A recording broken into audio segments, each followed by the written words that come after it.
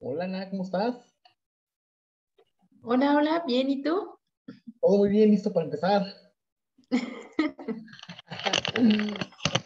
¿Todo para el examen ya? ¿Listo? No, olvídalo, los exámenes. En mi caso siempre los ando reprobando. ¿Y Ay, tú? no, ya somos el dos. ¿Y tú qué tal? Pues para el examen la verdad es que, pues vamos mal. No es cierto, profe, no vamos mal para el examen, vamos bien. Gracias. Ok, entonces el objetivo de esta clase es que veamos estos dos modelos de categorización ya de Machine Learning propiamente, ¿no? El primero de ellos es el análisis lineal discriminante y el segundo son las mezclas, modelo de mezclas gaussianas. A ver, entonces vamos primero con el análisis lineal discriminante. Voy a darles una pequeña introducción y una justificación teórica, sobre todo el cómo funciona el algoritmo en la parte matemática, ¿no? No va a ser demasiado profundo, no se asusten. Y también les voy a dar una introducción al modelo, a cómo funciona, a través de un ejemplo. Entonces debería ser sencillo, ¿no? Entenderlo. A ver, entonces empezando con la introducción, ¿qué es el análisis lineal discriminante?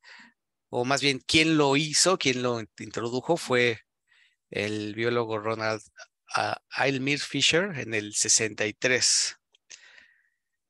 Entonces ya tiene un ratito este modelo y lo que permite hacer o su objetivo es encontrar una combinación lineal de rasgos en común entre varios datos, ¿no? Y de manera que podemos caracterizarlos, separarlo en dos o más clases de datos, objetos o eventos o lo que sea, ¿no? Separarlo en esas categorías. Ese es el objetivo, ¿no? Entonces, el análisis lineal discriminante está relacionado muy estrechamente con el análisis de la varianza y el análisis de regresión, ya que ambos buscan expresar una variable independiente como una combinación lineal de características específicas. No sé si recuerdan ese término de combinación lineal, viene del álgebra lineal. Y de hecho, yo esperaría que recuerden más que solo eso del álgebra lineal por lo que vamos a ver más adelante. Pero la combinación lineal simplemente es multiplicar constantes a variables y todas sumarlas entre sí. Eso es lo que se le llama una combinación lineal, ¿no? Bueno, siguiendo adelante, eh, este modelo se encuentra relacionado con el análisis del componente principal o conocido también como PCA y también con el análisis factorial, ¿no? O sea, está relacionado, es semejante a ellos y pues es una comparación en ese sentido pues directa, ¿no?, que podemos tener con esos métodos. Entonces es necesario considerar que para la realización de este método se debe contar con el conjunto de datos que permitan construir un modelo lineal. Esto es muy importante, ¿no? O sea, mientras más lineales se puedan acoplar los datos, mejor para fines de este modelo. Eso es realmente muy importante y una cuestión que debemos poder saber acerca de los datos. Entonces, simplemente si los datos no se ajustan a algo lineal, no es que haya un problema en los datos, sino más bien, o incluso en el propio análisis lineal discriminante, sino más bien que este modelo no se acopla a esos datos. Entonces, habría que buscar otro modelo que sí los categorice apropiadamente, ¿no? Entonces, ahí lo que debemos entender es que tenemos muchos modelos de categorización debido a que hay gran variedad de datos y de la forma como se categorizan entre sí, ¿no?, o de cómo se comportan entre sí por su naturaleza.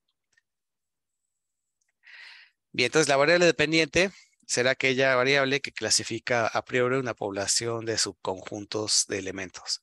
Entonces es la parte así como teórica del método, ¿eh?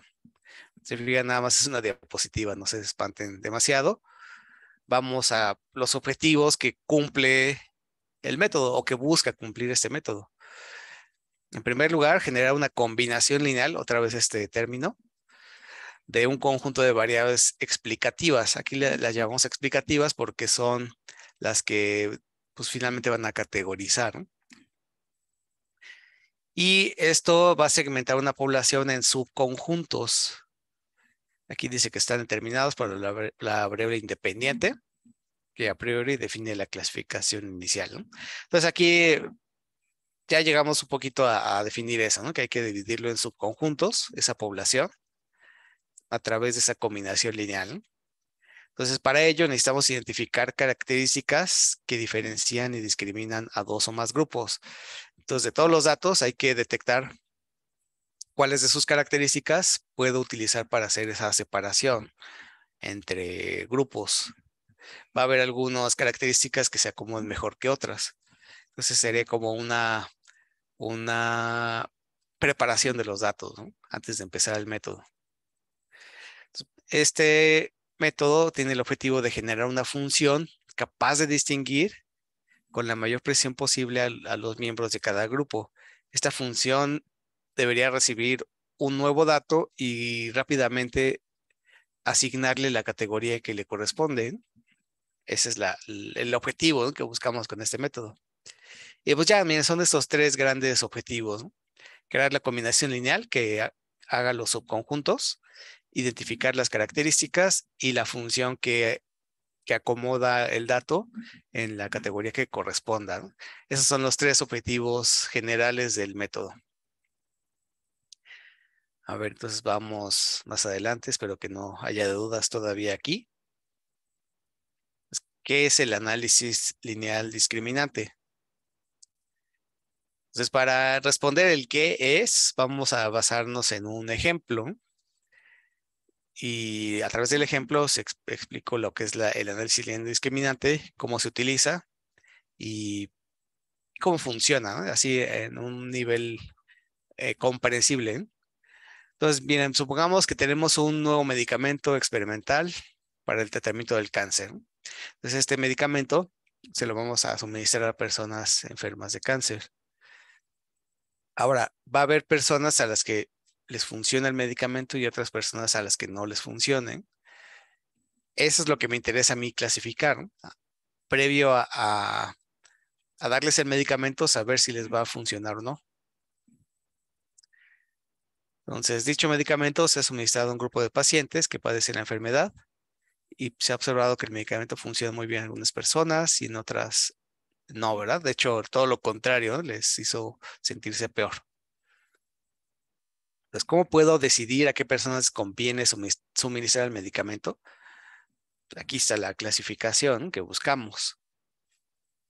Pues vamos a utilizar una expresión genética para ayudar a entender el problema y llegar a una posible solución. Entonces, miren, aquí hay una figura, ¿no?, que muestra la gráfica de la transcripción del gen X. Aquí esto de transcripción se refiere a la transcripción del ADN. Esto es una terminología, pues, genética. Entonces dice que esa transcripción del ADN es el que permite realizar una expresión genética en el que se transmite información directamente de la secuencia del ADN. Entonces, esta palabra transcripción tiene ese contexto. Ok, entonces aquí mostramos la gráfica de la transcripción del gen X, o sea, el gen desconocido, o bueno, el gen X que estamos analizando aquí. Esta gráfica es una recta numérica que describe esta transcripción y determina cuáles pacientes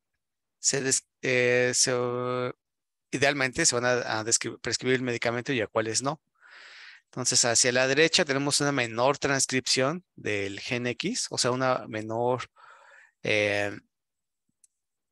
expresión genética de ese gen en particular, y a la derecha una mayor transcripción. Entonces, los verdes son las personas que les funcionó el medicamento, los puntos verdes, los puntos rojos a las personas que no les funcionó. Entonces, fíjense, aquí están pues, algunos verdes a la izquierda, otros rojos a la derecha y en medio están ahí como mezclados. A mí me gustaría separarlos por completo, ¿no? Entonces, esta recta numérica o esta recta unidimensional no es tan buena para separarlos completamente, ¿no? A las personas que sí les funciona el medicamento y a las que no les funciona. Entonces, ¿qué se puede hacer para separarlos apropiadamente? Bueno, los puntos representan personas, a la izquierda, esto creo que ya se los expliqué, entonces lo voy a pasar para adelante. Entonces, se puede observar que la mayoría de los pacientes tienen menor transcripción, una alta transcripción del medicamento no funcionó, esto también ya se los dije. Se puede concluir que el gen X nos indica satisfactoriamente a los pacientes que deben tomar el medicamento, etcétera, ¿no? Esto creo que ya lo mencioné, ¿no? Y lo vemos directamente en la pura gráfica. Entonces, ¿cómo podemos mejorar el proceso de clasificación? Esa es la pregunta, ¿no? ¿Cómo le podemos hacer? Pues vamos a repetir la idea, pero ahora vamos a añadir la transcripción del gen Y. O sea, van a ser ahora el gen X y el gen Y para todos los pacientes. Pues la gráfica, pues ahora va a ser en 2 dimensiones. El eje X, el eje horizontal, corresponde a la transcripción del eje X y el eje vertical a la transcripción del gen Y. Entonces se vería algo así, ¿no? Ya en 2 dimensiones. Entonces, si fijan aquí ya incluso tracé una recta que separa casi por completo a los pacientes en los que les funcionó el medicamento y a los que no. Entonces, esta separación con 2 genes en 2 dimensiones, pues funcionó mejor, ¿verdad? Claramente funcionó mejor que el caso anterior. Sin embargo, todavía pues hay espacio para mejorarlo todavía más. ¿Qué se les ocurre que se pueda hacer para mejorarlo más? Acuérdense que lo único que yo dispongo en este método es una línea recta. No puedo hacer así curvas que se doblen o no sé. Son puras rectas, ¿no? Entonces, si esta recta no funcionó, ¿habrá alguna recta que los separe por completo con 2 dimensiones?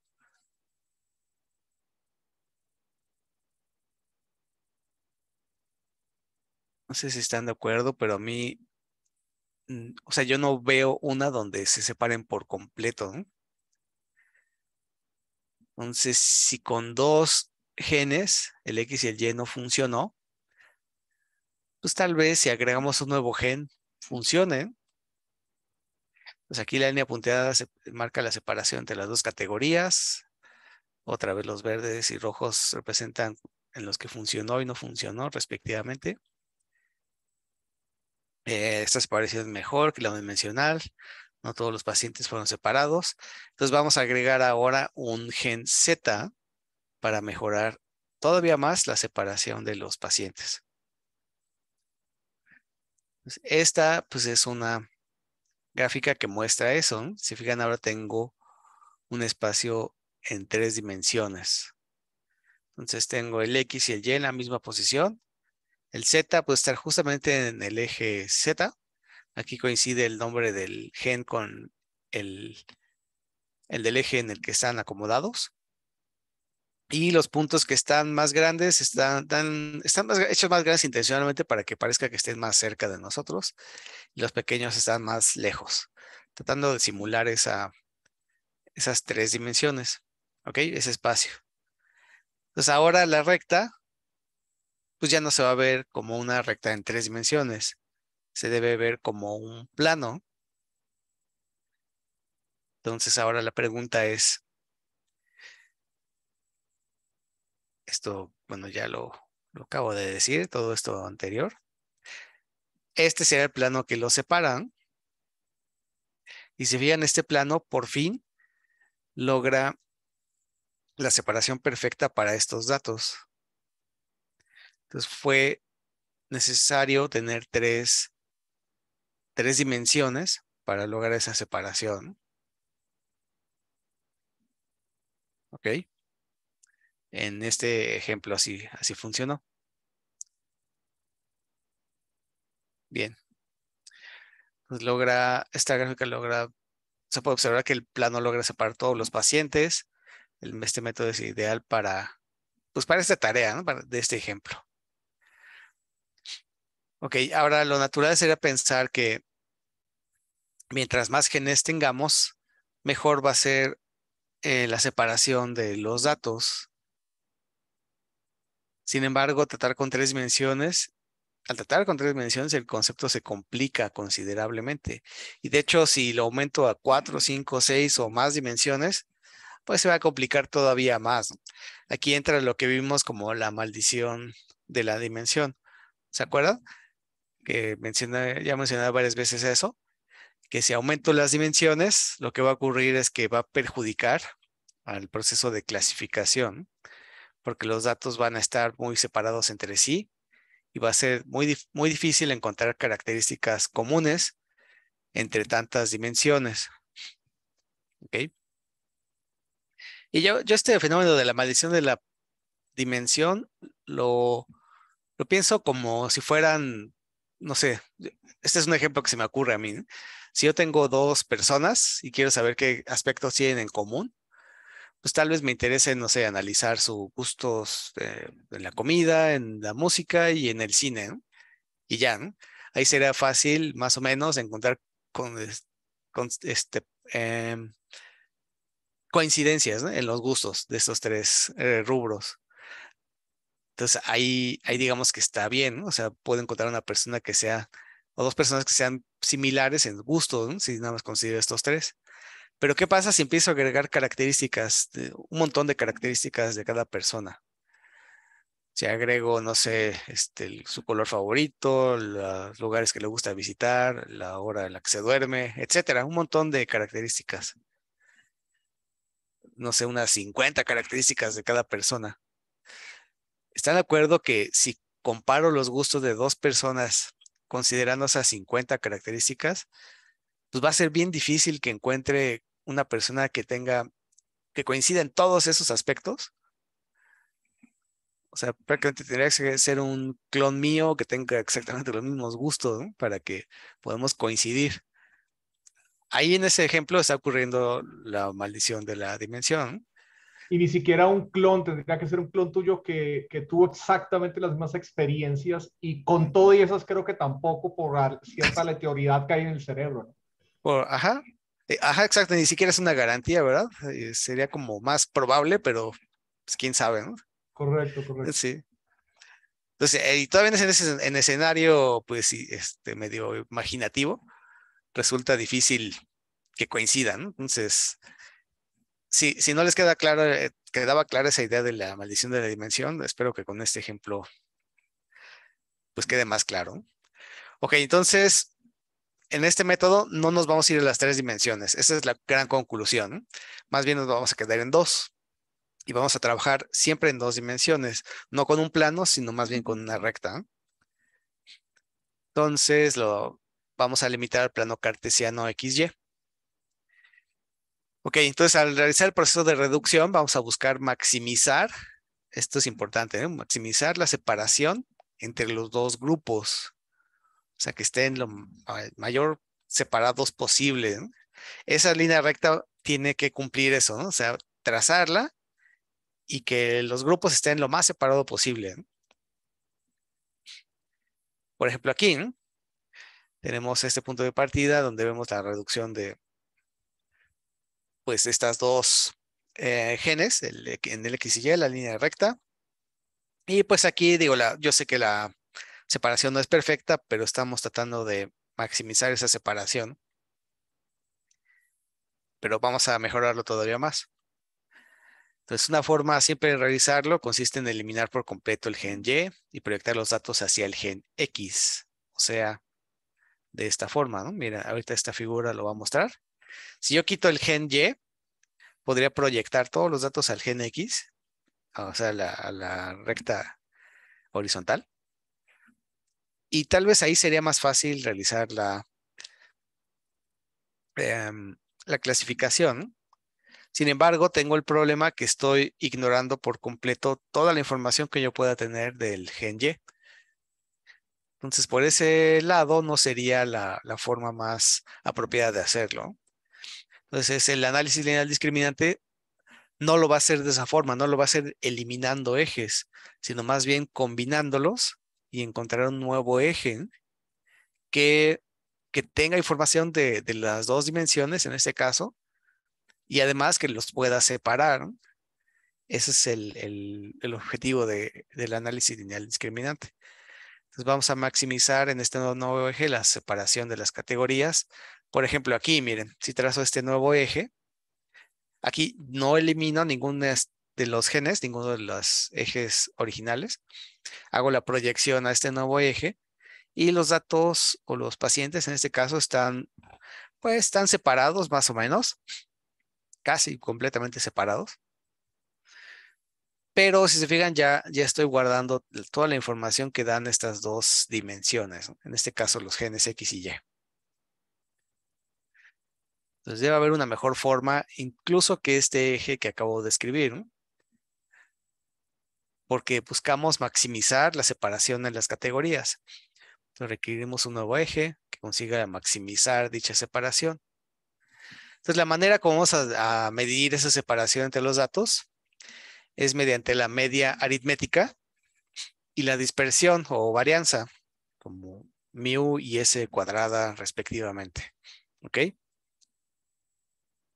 Entonces vean, así es como lo podemos pues entender, ¿no? O sea, mu es donde van a estar centrados los datos y s cuadrada o la varianza es ese intervalo donde se encuentran alrededor de la media, ¿no? Entonces aquí vemos los pacientes en verde y los pacientes en rojo. Entonces yo quiero separarlos, ¿no? Tomando en cuenta esos dos parámetros. Entonces vamos a crear un nuevo eje que permita dividir los datos en dos categorías de acuerdo a dos criterios, ¿no?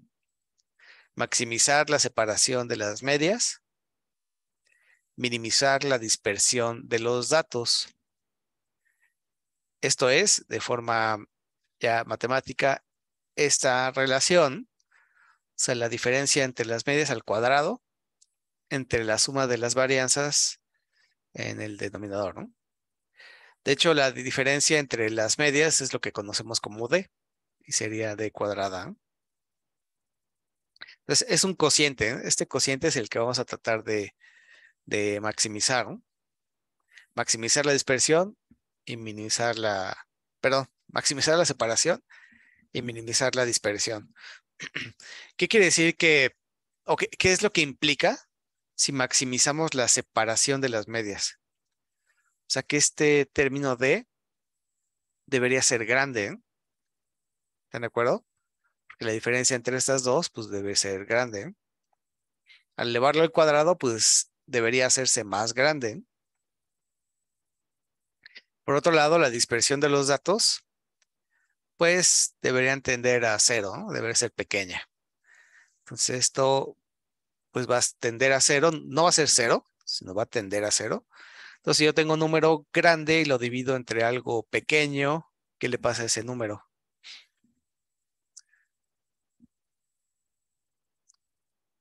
Crece. No. Crece, sí.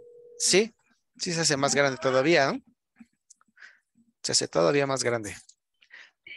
Entonces es lo que vamos a buscar a través de esta expresión, ¿no? Ok, entonces D se define como la distancia, la diferencia entre las medias. Se desea que D sea muy grande, de manera que la distancia entre las medias sea lo más grande posible, justo lo que les acababa de decir. Entonces se desea que la dispersión de los datos sea lo más pequeña posible. Esto también para que los datos tengan una mayor concentración, ¿no? Entre sí, en sus dos separaciones. Ok, entonces miren, aquí hay dos maneras de hacer esa maximización y minimización. Maximizar distancia y minimizar dispersión. En el caso 1 que está acá arriba, estamos maximizando la distancia entre las medias. Entonces aquí está la media 1 y la media 2. Esta distancia es la más grande que pude encontrar. Sin embargo, la separación todavía no es muy buena, ¿no? Digamos que aquí se están traslapando los datos, ¿no? Esta separación no fue buena. Sin embargo, con este eje que está acá abajo, vean que la distancia entre las medias no es tan grande pero la separación es bastante buena, ¿no? Entonces, como esta separación es pequeña entre los datos, también esta de acá, la de rojo y la verde, pues deberían ser valores pequeños, ¿no? Y aunque la distancia sea no tan grande como el caso de acá arriba, al encontrar la diferencia, elevarlo al cuadrado y dividirlo entre esas diferencias pequeñas o esas dispersiones pequeñas, ese cociente de la diapositiva anterior debería también hacerse grande, ¿eh? Esa es la idea, ¿no? Pues algo así es como lo que vamos a buscar, ¿no? O sea, jugar con esos parámetros, ¿no? Jugar con la distancia entre las medias y la dispersión, ¿no? Entonces hay que buscar el eje apropiado donde se encuentre ese punto de equilibrio, ¿no? O ese punto óptimo, más bien. ¿De acuerdo? Y de hecho aquí ya usé la palabra clave, óptimo, ¿no? Finalmente va a ser un problema de optimización. Ok. Vamos a esta parte de la función lineal discriminante de Fisher. Aquí voy a entrar un poco en el contexto teórico pues, de Fisher para ver cómo lo vamos a usar como una justificación matemática y entender de dónde sale pues, el método, ¿no? Y cómo lo vamos a justificar, ¿no? Matemáticamente. No voy a profundizar demasiado en esta parte, no se espante. Pero miren, vamos a empezar. Una matriz X puede hacerse al no asumir una forma paramétrica particular de la distribución de las poblaciones o de las clases, ¿no? O subcategorías, ¿no? La primera, la segunda, la tercera, hasta la G. O sea, aquí son G subcategorías. Y además vamos a buscar una regla sensible para discriminarlos. Entonces, la sugerencia de Fisher consiste en buscar una función lineal de este estilo, A' por X. ¿Ok? Esto, de hecho, es álgebra lineal, ¿eh? A' por X. Entonces, debemos maximizar el cociente de la suma de los cuadrados de la distancia entre los grupos sobre la suma de los cuadrados de la distancia dentro de los grupos. A ver, este bullet, ¿qué es lo que está describiendo? Está describiendo esta expresión. En palabras está describiendo esta expresión. ¿Ok? La misma de la que ya hemos hablado.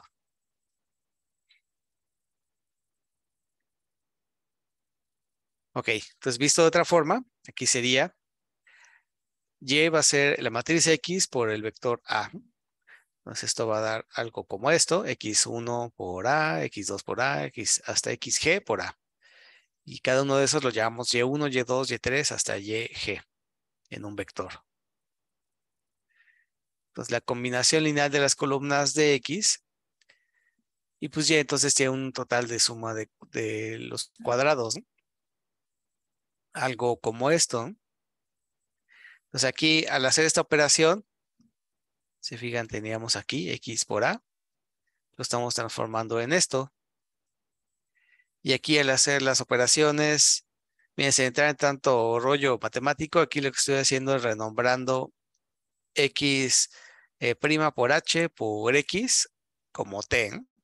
Eso es lo que estamos haciendo. O sea, primero la H la estoy multiplicando por X prima o transpuesta por la izquierda y por la derecha, entonces no debería tener ningún efecto en H, ¿no? Por una propiedad de las matrices de álgebra lineal. Les advertí que es que le iba a citar cosas de álgebra lineal, ¿no? Esta es una propiedad, de hecho, en el álgebra lineal. Y ahora a este producto de estas tres matrices lo llamamos T. Ok, entonces esto lo vamos a particionar como una suma de cuadrados de la distancia dentro de los grupos, es decir, algo como esto, ¿no? Sea la sumatoria y aquí la distancia entre los grupos, que sería, se puede escribir de esta forma, ¿no? De hecho, aquí se me pasó esta YI. Aquí más bien es Y media solita, ¿no? Para que sea como algo como este lado. Entonces, esto lo podemos escribir como A transpuesta B por A. Ok, entonces YI es la media de los subvectores. Subvectores YI de Y. Y H es la matriz de tamaño NI por NI, o sea, es una matriz cuadrada. A es el vector que estamos buscando maximizar. Entonces lo podemos escribir de esta forma. La transpuesta de A por B por A sobre la transpuesta de A por W por A. Entonces esto lo podemos denominar la expresión A por A transpuesta por X como la función discriminante lineal de Fisher.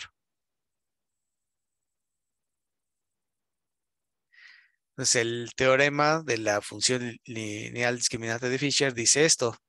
O sea, tomando en cuenta este último resultado, que A' por X, dice que el vector A en la función discriminante de Fisher es un eigenvector de W, la inversa de W es igual a B, que corresponde al eigenvalor más grande. A ver, aquí se acuerdan de lo que son los eigenvalores y los eigenvectores.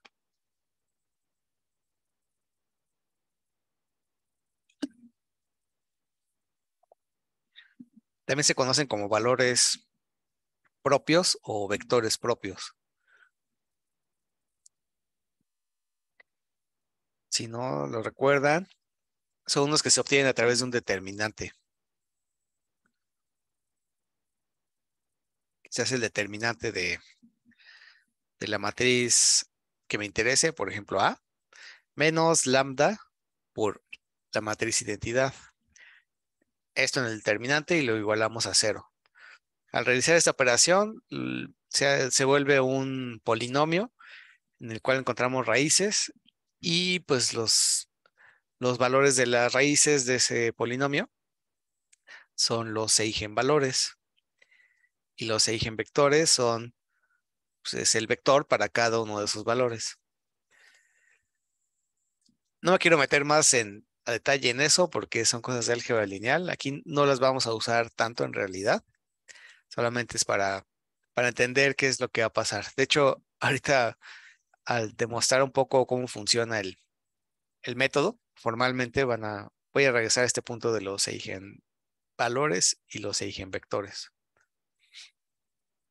Ok, entonces vamos a este punto, ¿no? ¿Cómo funciona el análisis lineal discriminante? Entonces, la solución propuesta por Fisher es maximizar la función que representa la diferencia entre las medias normalizada por la variabilidad de clases. Esta variabilidad le llamamos dispersión. Entonces tenemos dispersión para cada una de las clases y dispersión, de hecho, para todas las clases. Entonces, en cada clase en particular, esa dispersión pues, va a ser lo equivalente a la varianza. Es la suma del cuadrado de las diferencias entre las muestras proyectadas. Pues es una forma de calcular la varianza como ya la deben conocer, ¿no? No hay mayor diferencia aquí. Entonces, SI al cuadrado representa la variabilidad de la clase omega i, luego de proyectarla en su espacio, en el espacio que le corresponda, ¿no? Pero esta es la variabilidad individual de cada clase, ¿no? O sea, S1, S2, S3, tantas clases como haya, ¿no? Sin embargo, si yo sumo todas las variabilidades de todas las clases, lo voy a conocer como la dispersión entre clases. Por otro lado, el discriminante lineal de Fisher se define como la función lineal omega t por x, en donde vamos a maximizar la función criterio que llamamos j omega. Esa es la función a optimizar. Entonces, la distancia entre las medias proyectadas normalizadas divididas por la dispersión entre clases de los datos está dada por esta ecuación, que de hecho les debe parecer familiar. Ya la había mostrado anteriormente esta expresión. Y aquí tengo la diferencia entre las medias al cuadrado entre la dispersión entre clases. Entonces, cada una de estas S es la variabilidad o varianza de cada una de las clases. Y acá arriba es mu1 y mu2. Aquí se me fue un 2. Esta debe ser mu2. Bien. Ahora buscamos que los datos de la misma clase se proyecten lo más cerca entre sí. Y además que las medias proyectadas se encuentren lo más lejos entre sí. O sea que haya una poca varianza, una varianza pequeña y una distancia entre medias grande, en otras palabras. Entonces, para encontrar la proyección óptima omega, o sea, donde ocurre eso, es necesario expresar esta función J como función de W y por ello definimos la dispersión multivariante en forma matricial. Algo como esto, miren. Aquí lo que estoy haciendo es para esta expresión de acá abajo, miren. Aquí es S1 al cuadrado y S2 al cuadrado. Sin embargo, estos son vectores y un vector no lo puedo elevar al cuadrado. En el álgebra lineal o el álgebra matricial no se hace un cuadrado común, como en el álgebra convencional, ¿no? O en la aritmética convencional. Entonces, lo equivalente al cuadrado en el álgebra matricial es esta expresión, o sea, x menos mu por x menos mu transpuesta. Esto sería lo equivalente a x menos mu al cuadrado si fuera álgebra, o más bien aritmética convencional, ¿no? Pues esto es lo equivalente al cuadrado. Por eso cambia la expresión de la varianza, ¿ok? Y ese W, o sea, si esto lo voy a calcular para todas las clases, ese W va a ser la dispersión entre clases, ¿no? Eso ya lo habíamos dicho. Justo aquí está, ¿no? Ese I representa la matriz de covarianza para cada clase y ese W la matriz como dispersión entre clases. O sea, esta va a ser una matriz, ¿no? La dispersión de la proyección Y puede ser representada como una función de la matriz de dispersión. Algo como esto, miren, aquí partimos de la varianza para alguna clase. Les digo que sería así en la aritmética convencional, cuadrado. Pero no lo podemos hacer de esa forma. Habría que escribirlo más bien de esta forma como acá. Pero antes de eso, viene la Y, la cambié por W transpuesta X y la media la multiplico por la W transpuesta. Entonces aquí al quitar este cuadrado, puedo hacer esta operación en el álgebra lineal, separar aquí el cuadrado de la diferencia de x menos mu y dejar a la izquierda la transpuesta de omega y a la derecha la omega. Ahora por linealidad puedo esta sumatoria meterla aquí o más bien esta omega t sacarla de la sumatoria. A la vez que esta omega también la sacamos de la sumatoria. Piénselo así, esa omega no va a ser afectada por este índice de la sumatoria. Entonces, por esa razón, como es independiente en ese sentido, pues lo podemos sacar de la propia sumatoria.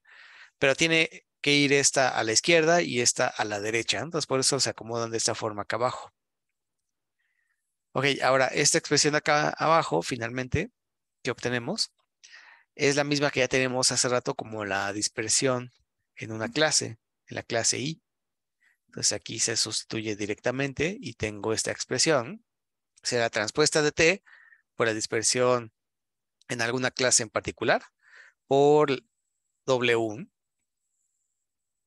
Así es como podríamos reducir lo que es la dispersión para una clase individual, ¿no? Después de todo este desarrollo, simplemente lo voy a hacer como está hasta acá abajo, ¿no? Y es que esto lo vamos a retomar para una diapositiva más adelante. Ahora, por otro lado, si yo hago la suma de las dos dispersiones, de S1 y de S2, pues sería esa última expresión que obtuve. Y para S2 es prácticamente la misma, solamente que aquí con un S2. Bien, entonces aquí puedo hacer una factorización en el álgebra lineal de esta manera, ¿no? Aquí se tiene que mantener la transpuesta a la izquierda y la W a la derecha. Pues esta suma, S1 más S2, es lo que conocíamos como SW. Eso estaba definido hace un par de diapositivas. Esto lo podría sustituir en la expresión que tenía por acá, ¿no? Uy, está más atrás. Acá abajo en el denominador, ¿no? Lo podría escribir como esta expresión. Omega T, S omega y omega. Ahora, por otro lado, en cuanto a las medias, vamos a expresarlo en términos del espacio original X. Esto es de esta forma, miren. Entonces, μ1 lo puedo escribir como la transpuesta de T por μ1 y μ2 como la transpuesta de T por μ2. De hecho, esta operación ya la había hecho hace un par de diapositivas. Aquí la retomo de nuevo y tenemos esta expresión, omega T, SB, omega omega solita, ¿no? Entonces, SB va a ser la matriz de dispersión entre las clases, ¿ok?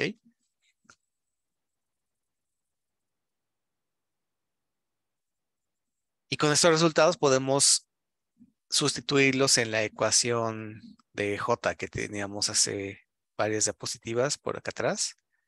Ya, aquí podemos sustituir este último resultado en el numerador y el anterior en el denominador. Y quedaría nuestra expresión de esta forma. Aquí está. J, que es la función objetivo que estamos tratando de optimizar, va a ser el cociente de estas dos cosas. ¿Ok? Que de hecho es un cociente matricial, entonces aquí no podemos hacer la cancelación así como en el álgebra normalita, ¿no? Que cancelaremos omega t y omega omega. Eso no se puede hacer. Ok, pero esta función es la que queremos optimizar. ¿Y cómo se puede hacer para optimizar una función? Pues a través de la derivada. No sé si se acuerdan de eso en sus clases de cálculo, si tuvieron alguna. Para optimizar una función hay que primero... Igual a 0. Ajá, la derivamos, la igualamos a 0, obtenemos lo que se llaman los puntos críticos y alguno de ellos debe ser el máximo o mínimo, ¿no? Si es que todo sale bien. Entonces es lo que hacemos aquí, miren, derivo con respecto a W la función objetivo, que sería esta, y la igualamos a 0. Entonces aquí está la derivada. La derivada de este cociente, dado que son matrices, se hace un poquito diferente, ¿no? Quedaría así. Porque esto, si fuera en cálculo, sería la regla esta del cociente de U entre B y se hace ahí una reglita, ¿no? Sin embargo, aquí son matrices, entonces no se hace una división como tal. Entonces queda la derivada un poquito diferente, que sería este segundo renglón. Luego, al hacer la derivada de esta expresión de omega t por SB omega, va a quedar como 2SB omega. Por otro lado, la derivada de omega t S omega omega va a quedar como 2S omega omega. Bien, y ahora en esta última expresión puedo simplemente dividir todo, que les digo, no es una división normal como en el álgebra convencional, más bien es una división entre matrices, pero podría hacerlo dividirlo todo entre este mismo término que tengo aquí a la izquierda. Entonces divido a la izquierda y a la derecha, perdón, al término que está a la izquierda y el término que está a la derecha. Este término que está acá, como son matrices, se vuelve la matriz identidad, ¿no? O sea, un cociente de matrices, esto es la matriz identidad. Y de este lado, esta expresión va a ser lo que conocemos como J omega, ¿no? Que es la que estaba acá atrás. Ah, pues miren, aquí arriba se ve. J omega era omega t, SB, omega. Omega t, S, omega, omega. Que es justamente lo que está aquí entre estos corchetes de la derecha. Lo retomamos como J omega. Aquí lo último que vamos a hacer es multiplicar por la izquierda por la matriz inversa de S omega para quitar este término de aquí. Y ya miren, tenemos esta expresión igualada a 0, que es la que me va a dar los puntos críticos. Que de hecho, para obtener esos puntos críticos tengo que encontrar los eigenvalores, otra vez ese término, ¿no? De los eigenvalores o valores propios, que es resolviendo este problema. Cuando este producto matricial sea igual a lambda omega y lambda sea igual a j omega.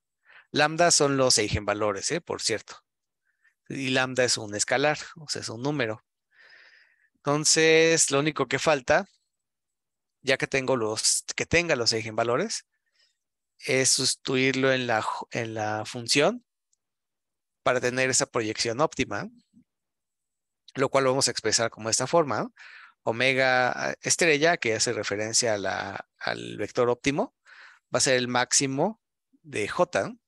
O sea, el valor máximo que obtenga para cada uno de los eigenvalores.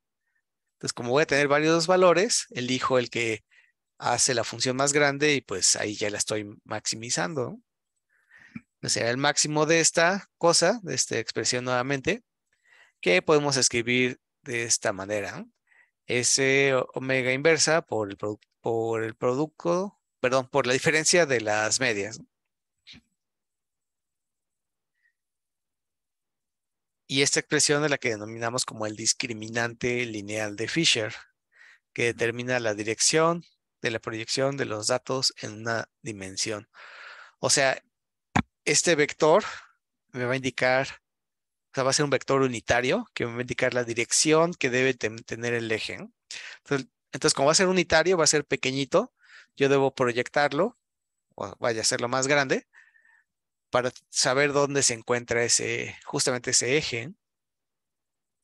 Y de esa manera, ese eje es el que está maximizando la función, es decir, maximizando la diferencia entre las medias y minimizando la dispersión entre clases.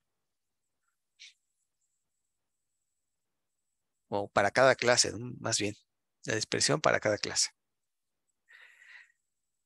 Y esto es como lo haría el método, ¿no? Al menos pues de forma matemática, ¿no? Como funciona. A ver, ¿alguna duda hasta aquí?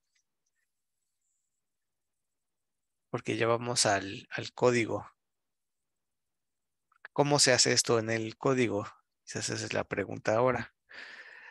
Déjenme abro el código. Este código, por cierto, está ahí en el Brightspace, ¿eh? Vamos a abrir este que se llama LDA sklearn. sklearn es el paquete en Python que vamos a utilizar para esto, ¿no? Muy bien. Entonces, mire, lo primero que hay que hacer, pues, es la carga de estos dos módulos, de NumPy y de Pandas. NumPy para varias operaciones que vamos a utilizar y Pandas para el manejo de los data frames. A ver, dejen que se conecte esa cosa. Ya está. Listo. Entonces aquí voy a leer el archivo. Se los voy a mostrar aquí. Déjenme cierro esto. Este archivo, datos AB, que es el mismo que usamos la vez pasada, que es de colores, del espectro de colores. Entonces aquí vamos a distinguir entre rojo y naranja, porque está en el primer cuadrante de ese espacio. Y lo voy a cargar aquí desde Google Drive. Esto se hace aquí en Google Drive a través de este paquete, Google Colab. Y pues aquí tengo que cederle permisos para que lo pueda hacer. Si lo hacen localmente sería esta segunda opción, ¿no? Si lo hacen en un Jupyter o de Anaconda o de Miniconda o el que tengan. Ok. Aquí los datos pues ya los tengo, ¿no? Cargados. Pues lo primero que hay que hacer es la separación. Separamos primero el vector X y el vector Y. X van a ser los valores de A y B, estas dos columnas, y la Y, la clase. Entonces aquí son todos los valores desde la primera columna hasta la última. hasta la penúltima más bien. No es cierto, sí, la última, ¿no? Y la Y son todos los valores de la segunda columna. Entonces aquí ya tengo los de la Y. La X no la puse, pero la voy a agregar aquí no es para que la vean. Y aquí están mis datos, ¿no? Los valores de A y B. Y aquí los valores de Y. Bien. Ahora vamos a crear los subconjuntos de prueba y de entrenamiento. Nuevamente vamos a utilizar el del paquete train test split, la función heredada que se llama model selection. Entonces aquí vamos a hacer el particionado de los datos con estos parámetros. Le paso X, le paso Y. Mi conjunto de pruebas es de punto 3, el de entrenamiento entonces es el complemento. Este random state, no me acuerdo si se los mencioné la vez pasada, pero lo que hace es controlar si quiero que al hacer esta separación entre conjuntos, previo a hacerlo, los barajé. Y ya barajeados o ya revueltos, hago el particionado, ¿no? Evidentemente esto va a cambiar el resultado. Ahorita le estoy poniendo un 0 para que no haga eso. Pues tal y como están, simplemente que haga la partición. Y aquí tengo el conjunto de entrenamiento y de para X y Y. ¿Sí? Profesor, ¿esa sería la semilla, la que usualmente le pone uno a los random? No. Bueno, no, según recuerdo, no, más bien es ese parámetro en el que podemos, si recuerdo claramente, es con el que podemos pedirle que los revuelva previo a eso. Mire, aquí está random state. Dice, controla el shuffling aplicado a los datos antes de separarlos. Ah, pues sí sería como una semilla, ¿eh? Sí funcionaría como semilla porque dice que se puede pasar un entero para salidas reproducibles.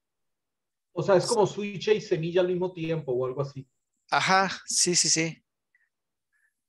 Sí, no es propiamente una semilla como tal, pero si yo le pongo aquí un valor diferente a 0, pues al volverlo a correr me va a dar la misma partición.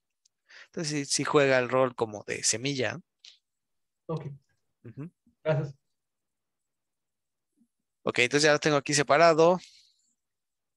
Luego viene la creación del clasificador de LDA. Entonces, ya vamos al paquete, Linear Discriminant Analysis. Está en sklearn. Creamos nuestro clasificador. Aquí no le estoy pasando ningún tipo de parámetros. Esta función también acepta parámetros. Miren, se los voy a mostrar. Pero en este caso, para este ejemplo, no lo estoy haciendo. Pero miren, aquí están los parámetros que recibe.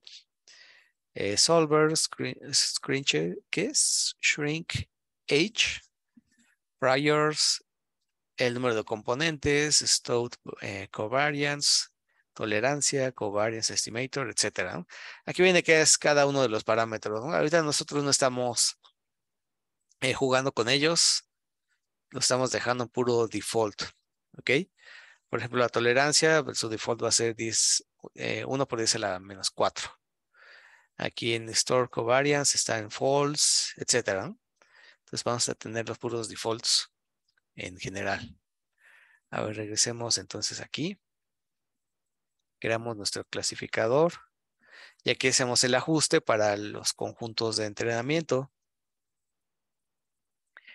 Pues aquí ya tenemos nuestro clasificador ajustado. El conjunto de pruebas es este. Y ahí vamos a ver la predicción del clasificador para justamente estos datos. Y la predicción obtenida es esta. Dice que estos datos, así como están ordenados, serían naranja, naranja, rojo, naranja, naranja, rojo, rojo, rojo, naranja, naranja. Y los valores de prueba originales o las etiquetas anteriores son estas. Por aquí alcanzo a ver Que sí coinciden todos según alcanzo a distinguir. Sí, me parece que sí. Eso ahorita de todas maneras en los resultados, en la matriz de confusión lo vamos a ver con precisión. Pero así a ojo de buen cubero yo veo que sí coinciden todos. Entonces miren aquí la matriz de confusión.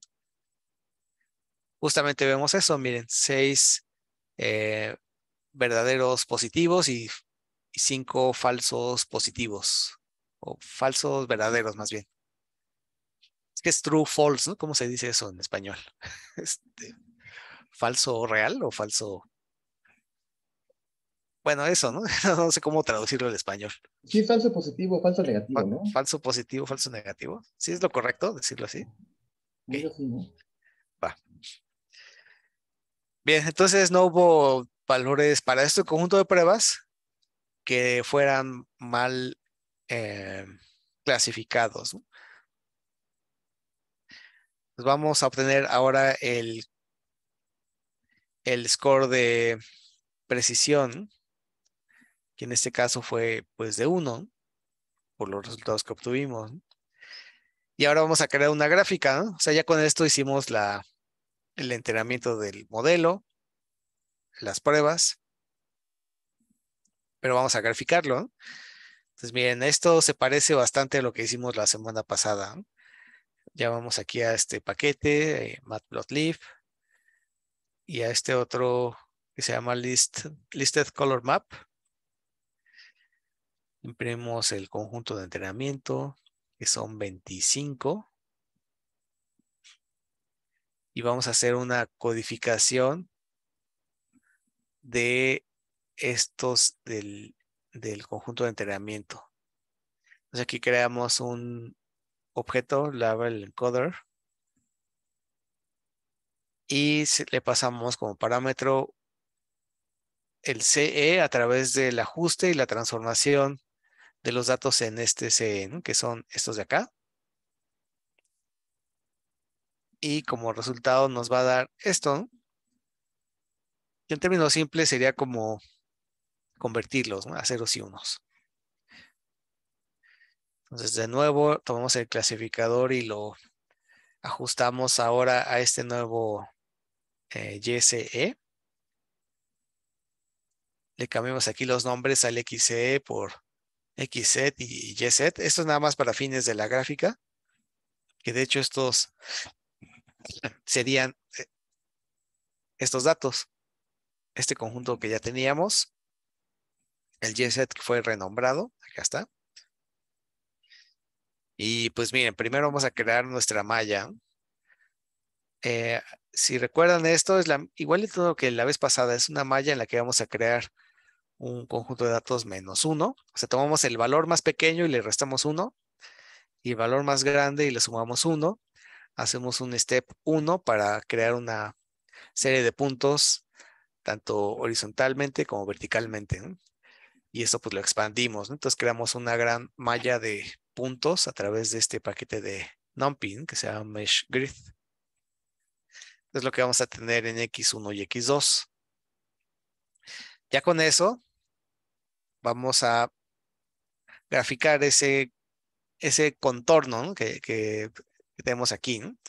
La gráfica del contorno le paso la malla X1 y X2 y voy a hacer la predicción para cada uno de esos puntos en la malla. ¿Okay? Entonces voy a tomar cada uno de los puntos y lo voy a ir clasificando, ¿no? De acuerdo a, pues justamente el clasificador que ya tengo entrenado y ajustado, ¿no? Entonces lo que voy a ver son las regiones de separación debido a este método, ¿no? O sea, voy a ver de un lado de color naranja y de otro lado el color rojo, ¿no? Aquí el alfa es para una transparencia y pues ya, eso es lo que haría primero esta parte del código, ¿no? Esto es para ponerle los límites al eje X y al eje Y. Se fijan, aquí simplemente le paso el más pequeño de X1, el más pequeño de X2, el más grande de X1 y el más grande de X2. Y luego hago este ciclo for. ¿Se acuerdan que esta es la forma a la vieja escuela de hacer la graficación? porque estaba la otra que es a la Python, que es nada más en un for, que de hecho hace todos los puntos de una vez, ¿no? O sea, los hace todos de jalón, ¿no? Aquí lo voy a hacer así a la vieja escuela. Entonces aquí es a través de un for, tomo cada punto del y, lo tengo en i, y verifico si ese i es 0 o es 1.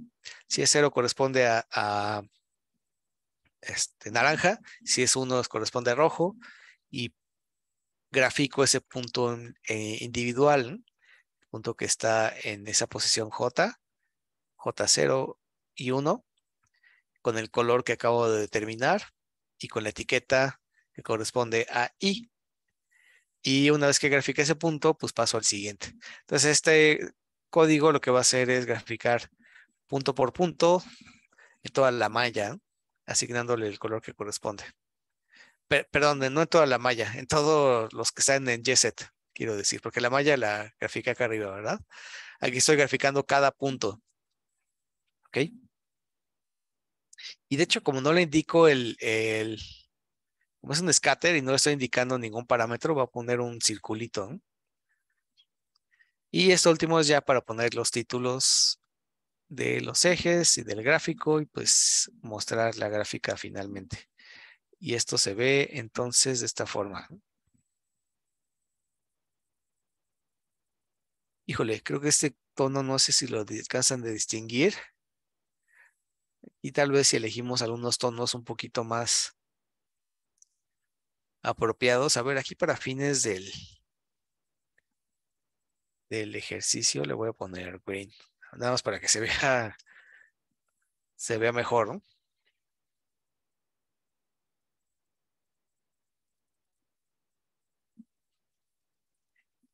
Y pues ya aquí tenemos los puntos que corresponden al conjunto de entrenamiento. Pero quizás esto no sé, no resulte tal vez lo más apropiado. Mostrar aquí en la gráfica la separación del conjunto de entrenamiento. Creo que será más interesante si graficáramos aquí el conjunto de datos completo, ¿no? O sea, los 36 datos que estaban acá hasta el mero inicio, ¿no? Todos estos, ¿no? Tal vez sería más interesante ver eso, ¿no? Pues vamos a hacerlo, ¿no? De hecho, vamos a retomar justamente este código y hacerle algunos cambios. De hecho, no le vamos a hacer cambios al código de la gráfica, más bien es acá arriba, ¿no? ¿Se acuerdan? XZ y YZ son los que finalmente estoy graficando y aquí los igualé a esto, ¿no? Entonces aquí es donde hay que hacer el cambio, ¿no? Hacer el ajuste para no los de entrenamiento, sino el conjunto de datos completo y ya luego hacer el renombramiento, ¿no? Eso es lo que voy a hacer acá abajo, miren. Pues primero, el YZ lo voy a etiquetar de esta manera, ¿no? Y es viene del conjunto de datos original, ¿no? Y XZ lo tomo como X, que también viene del conjunto de datos original. Entonces, de esta manera ya tengo aquí mis 36 datos. Ahí están todos. En Y y sus categorías, ¿no? Aquí están todos. Se fijan, aquí pone puros unos y puros ceros. Son 18 y 18. Y pues ya viene la gráfica. Esta gráfica, el código es idéntico al anterior. Nada más lo estoy corriendo de nuevo. Y ahí está, ¿no? Bueno, otra vez el asunto del color, que no sé si lo alcancen a distinguir. Pero le voy a poner green y blue para que lo distingan, ¿no?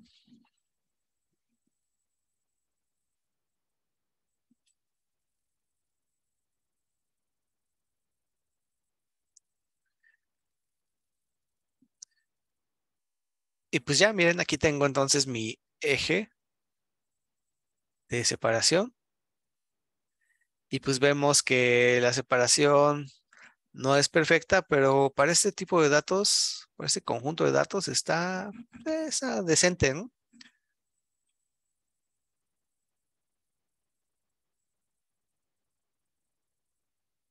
Aquí lo importante sería ver qué pasa con un dato nuevo, ¿no? Un dato nuevo lo podremos clasificar como naranja o como rojo, dependiendo de dónde se encuentre en esta región, ¿no?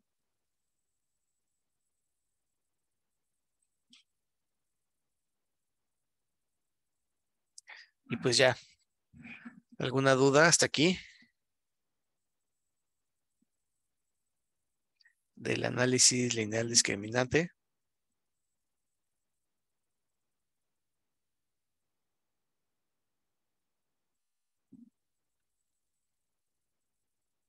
Espero que las dudas no se las estén guardando para el examen, ¿eh?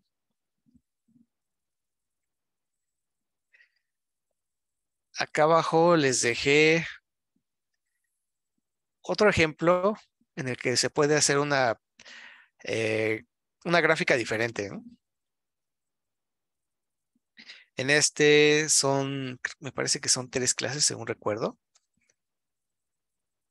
Ah, no es cierto, mira, más bien, aquí se ve 2 regiones separado pues por su eje. Y este dibuja lo que es la estrella, la media y la varianza, ¿no?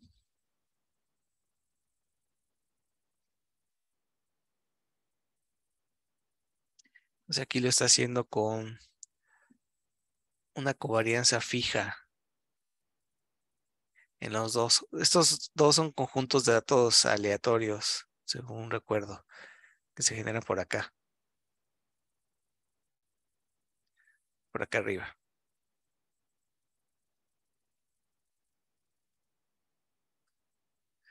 Pero pues este es un ejemplo para que vean que el análisis lineal discriminante se puede graficar de formas más vistosas, ¿no? Al menos en la gráfica que yo hice es bastante sencillita,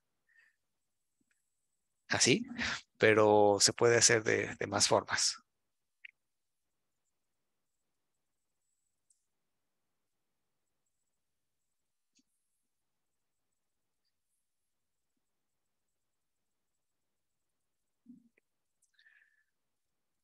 Pues bien,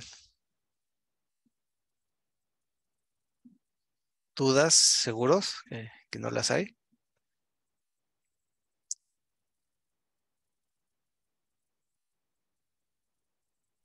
No, prof, hasta ahorita no. Aún. Ya que sé con la práctica, tal vez sí salen dudas, ¿no?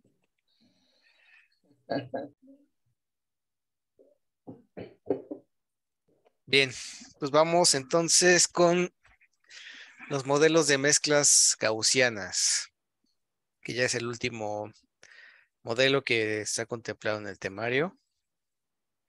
Y a ver, ¿de qué trata este modelo? Bueno, es un modelo de clasificación, evidentemente, ¿verdad? Pero ¿cómo lo hace?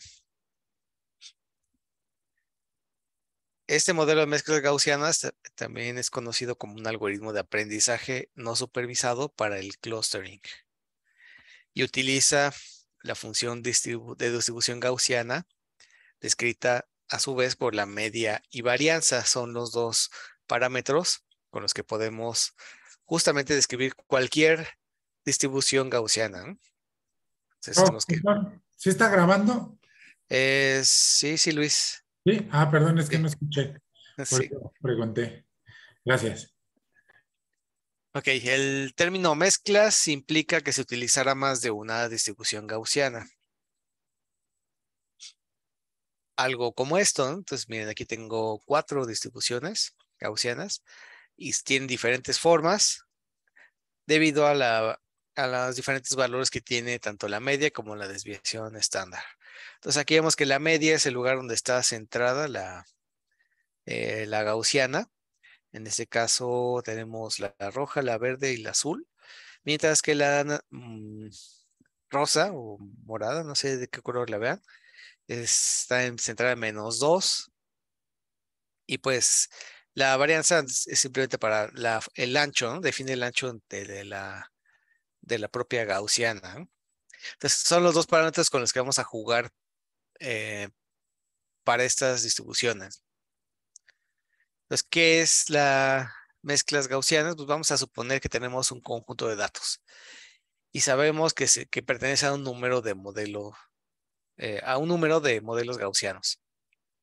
Entonces el modelo lo vamos a describir, como ya se los había mencionado, por la media y la varianza para datos de una característica.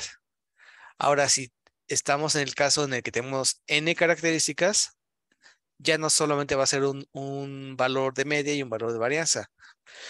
Ahora en su lugar tenemos un vector para las medias y un vector para las varianzas. ¿De qué tamaño? Pues de n también. Esos vectores. Entonces podríamos saber la probabilidad de que cada dato pertenezca a uno de los dos modelos gaussianos si conocemos sus funciones de densidad. Si conociendo esa función de densidad, pues solamente sería cuestión de evaluar en ellos, y el que tenga la probabilidad más grande pues es a donde pertenece, ¿no? O donde va a tener una mayor probabilidad de pertenecer. Justo lo que dice aquí, podemos asignar el dato al modelo específico con la mayor probabilidad en esa mezcla. Ok, miren, aquí tengo un conjunto de datos que son los que están descritos por esta línea negra. Pues esa línea negra pues es el acumulado de mis datos, y pues puede verse sugerida dos gaussianas ahí abajo, que son las que puse como azul y rojo. Entonces ahí yo puedo imaginarme, ¿no? Esas dos gaussianas. Entonces aquí hay dos cosas importantes en este modelo de las gaussianas. Hay que estimar los parámetros para cada componente dentro de la mezcla gaussiana y determinar a cuál componente gaussiano corresponde a algún dato. Por esta razón es que el clustering es una de las aplicaciones más importantes en el modelo de las mezclas gaussianas. Sin embargo, la esencia de este modelo es más bien la estimación de la densidad. Entonces necesitamos saber eso, ¿no? La función de densidad, es lo que nos sería muy útil conocer. Pues para estimar los parámetros pues de nuestras gaussianas, hay que describir cada componente en el modelo de las mezclas, utilizando un método llamado Expectation Maximization, o este algoritmo. ¿En qué consiste este algoritmo? ¿O para qué sirve? Bueno, en primer lugar, es ampliamente utilizado para la estimación de parámetros cuando un modelo depende de algunas variables latentes no observadas. Este punto es importante, ¿no? O sea, son variables que podría no ver directamente en los datos, pero este algoritmo se supone que es capaz de determinar esas variables, ¿no? A pesar de que no sean observables o fácilmente observables. Pues estas variables latentes en el modelo de mezclas gaussianas son aquellas que describen a cuál componente le pertenece a cada dato. O sea, son esos valores o esas características que resultan cruciales para la clasificación de algún dato en particular, ¿no? Pues dado que solo observamos datos, esta va a ser una variable latente no observada, ¿no?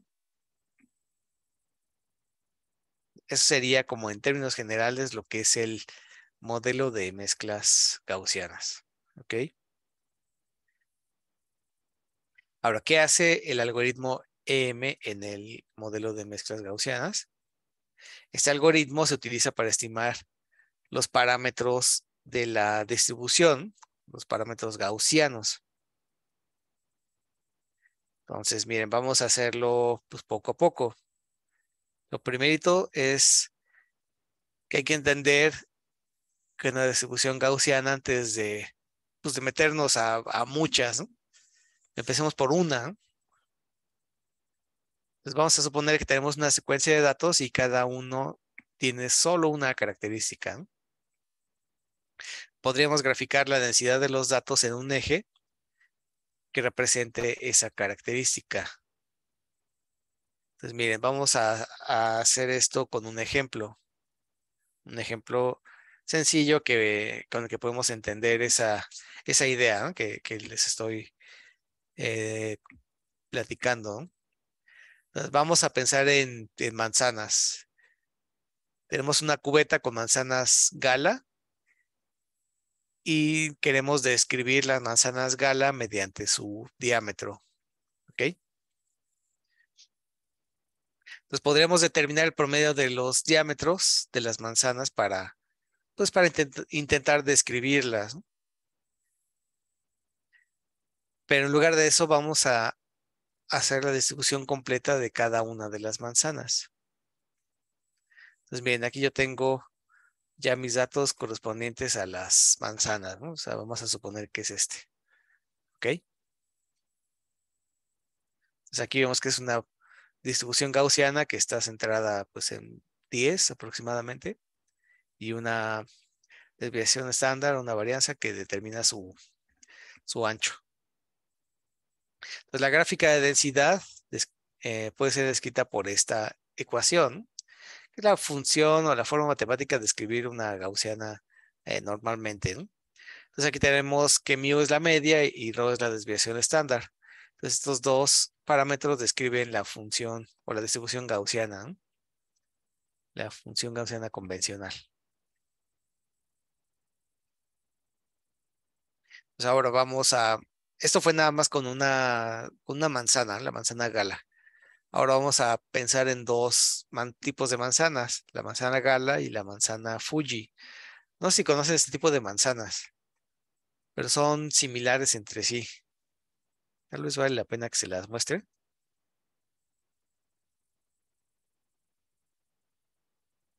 para que entiendan cuál es el problema, ¿no? Esta es la manzana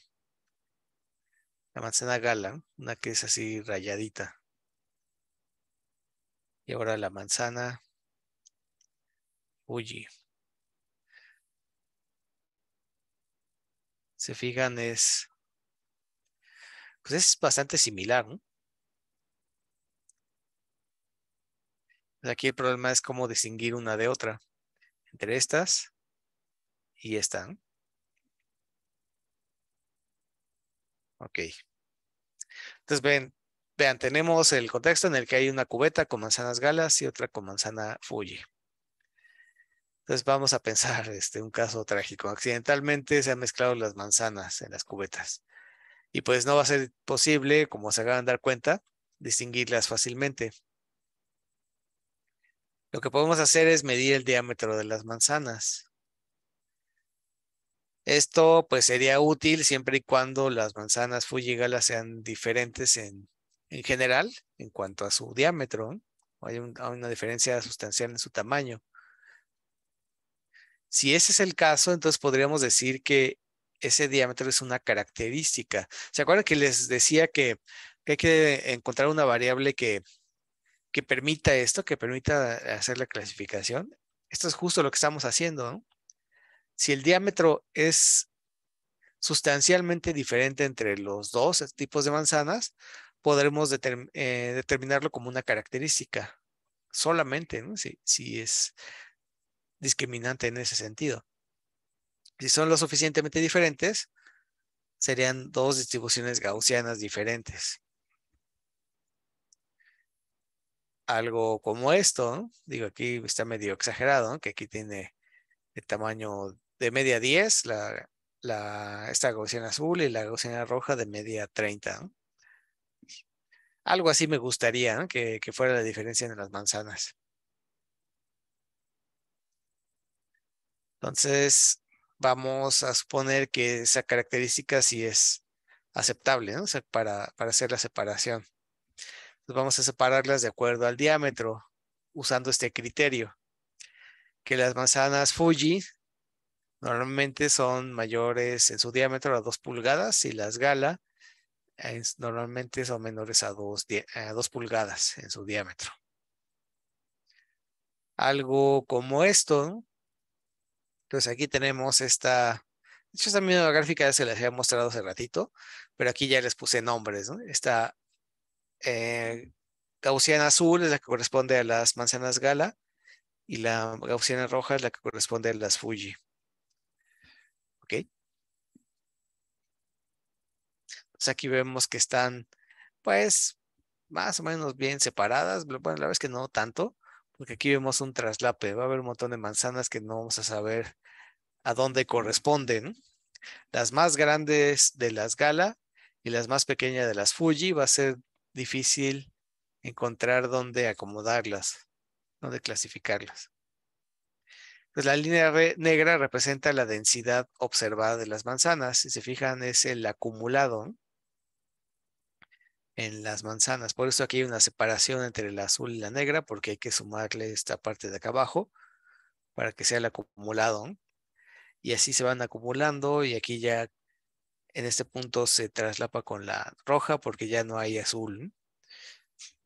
Entonces es la densidad, ¿no? Entonces la densidad sugiere la ubicación de las gaussianas. Y si supiéramos la media y la varianza para cada función de densidad, podríamos entonces obtener la probabilidad de que una manzana pertenezca a algún tipo. Ese sería como lo ideal, ¿no?, tener esa función de densidad completamente explícita, así como se las mostré acá. Si yo tuviera una función así para cada una de las manzanas, simplemente tomo una nueva manzana que no sé a cuál corresponde, la evalúo aquí, bueno, el diámetro, y esto me va a dar una probabilidad.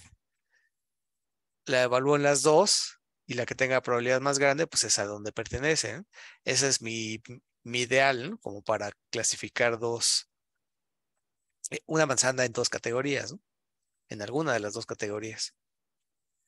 Ok, entonces regresando acá. Si algunas manzanas tuvieran una etiqueta indicando su tipo, podríamos entonces estimar la media y la varianza de acuerdo a ello. O sea, si se fijan, aquí es como si tuviera datos etiquetados, ¿no? Aquí la etiqueta es literal como en las manzanas. Ya ven que tiene una etiqueta que indica ahí, pues, el fabricante o el tipo de manzana. Si yo tuviera esa etiqueta en la manzana, algo como esto, no sé si parezcan estos dibujos una manzana, pero al menos es un intento de manzana. Aquí tengo la manzana Fuji y la manzana Gala, ¿no? Pues esas etiquetas previas me van a ayudar a determinar esa media y esa varianza inicial, ¿no? Entonces ahora vamos ya a lo que es el algoritmo EM, ¿no?, basados en este contexto que acabo de describirles. Entonces el algoritmo expectación o esperanza maximización consiste en dos procesos. El paso E, que es estimar la variable latente. La variable latente en este caso va a ser el diámetro, ¿no?, el que estamos suponiendo como determinante, ¿no?, para la decisión. Entonces esta variable es clave para determinar la clase a la que pertenece cada dato. Esta variable latente influye en los datos, pero no es observable, ¿no? Ahora, el paso M es estimar los parámetros de las distribuciones. Esto maximizando la probabilidad de los datos. La probabilidad se va a describir cuando coincide un conjunto de parámetros con los datos para el cual se busca obtener el máximo. Entonces aquí vamos a determinar esos parámetros. Me refiero a la media y a la varianza, ¿no?, el paso M. Pero debe maximizarse la probabilidad. Esa es la condición que estamos poniendo, ¿no? Entonces este algoritmo o estos dos pasos tenemos que repetirlos de manera, pues, así sucesiva, del 1 al 2, hasta que tengamos una separación adecuada.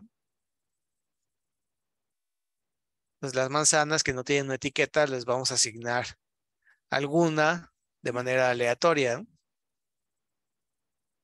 Y la idea es que, dado que no es posible separar los datos, pues podemos hacer una suposición al tipo de inicialización.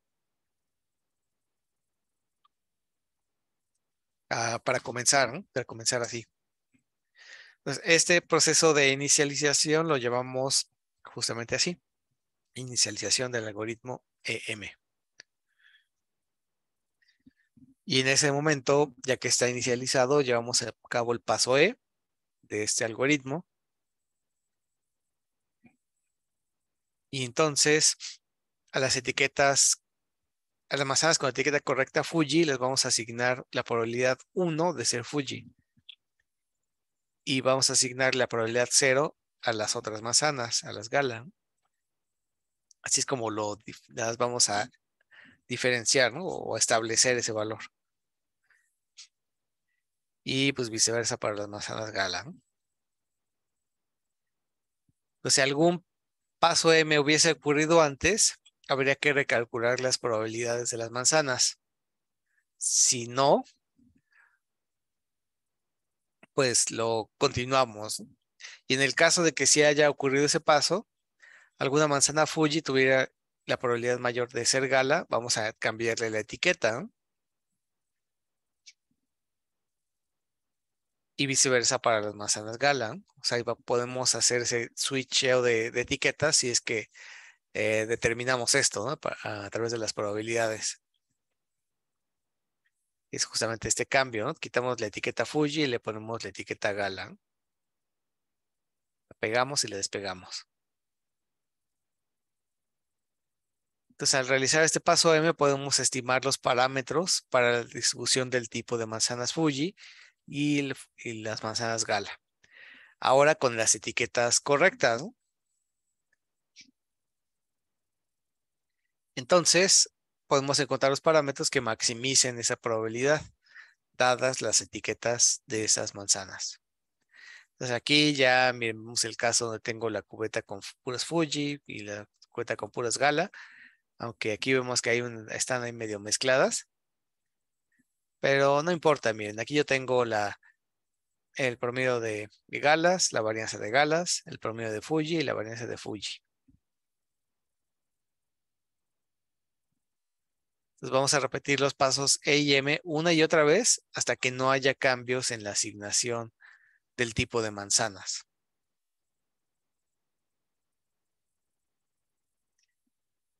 O esto también lo podemos entender, que es repetirlo hasta que el cambio en la función de probabilidad sea muy pequeño.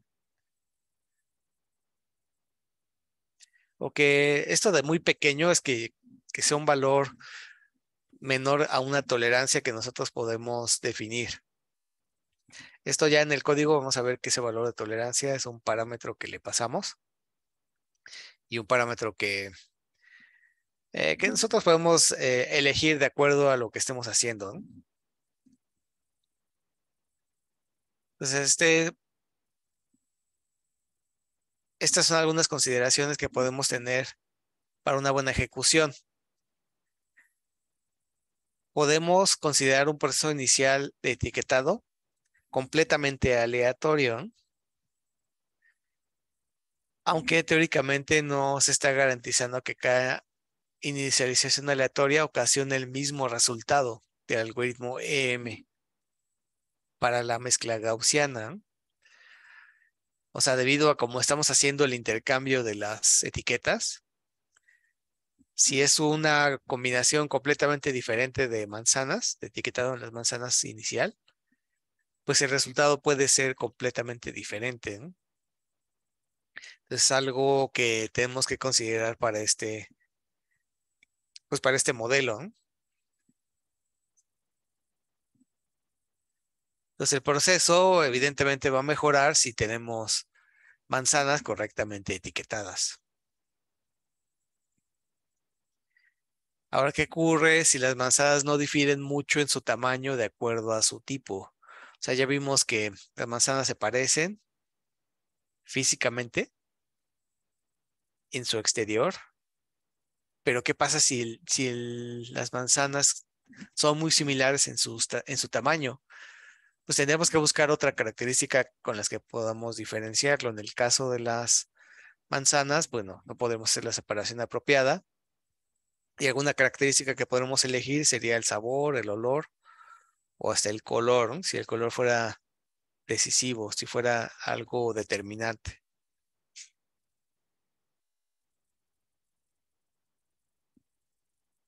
Ok, entonces en el caso de que tengamos dos características, las gaussianas en 2 dimensiones se pueden visualizar como una elipse en el espacio de características, ¿no? O sea, en una sola dimensión se ve como ya se las mostré, ¿no? Pero si está en un plano, en realidad se va a ver como una elipse, como si la viéramos desde arriba, ¿eh? A la gaussiana. Es como la veríamos. O sea, miren, aquí voy a mostrar una figura en la que se ve un proceso del algoritmo M para un modelo de mezclas gaussianas con 3 componentes. Miren, aquí están las elipses que les decía, ¿no? Estas elipses, si las viéramos en un plano XY, en un plano como el de hace rato, ¿no? La veríamos como la gaussiana tradicional. Pero vista así, desde arriba, digámoslo así, se ve como una elipse, ¿no?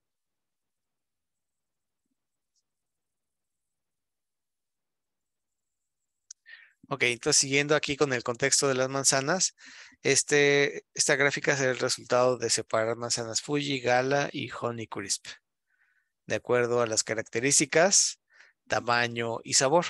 Entonces en un eje tenemos el tamaño y en el otro eje tenemos el sabor. Bien, vamos ahora a la definición pues algo formal del método o del modelo de las mezclas gaussianas. Ok, en primer lugar, la mezcla gaussiana, vamos a definirla como una función compuesta de un conjunto de gaussianas. O sea, va a ser una función que tiene varios componentes. Y cada una de esas gaussianas va a ser identificada por el índice K, que va desde 1 hasta K mayúscula, ¿no? K mayúscula es el número de clusters o de categorías de los datos. Pues cada gaussiana K en la mezcla está compuesta por los siguientes parámetros. La media, que define su centro, y la covarianza, que define su ancho. Esta va a ser equivalente a las dimensiones de la elipsoide en el caso multivariado, ¿no? Como lo acabamos de ver en la figura anterior.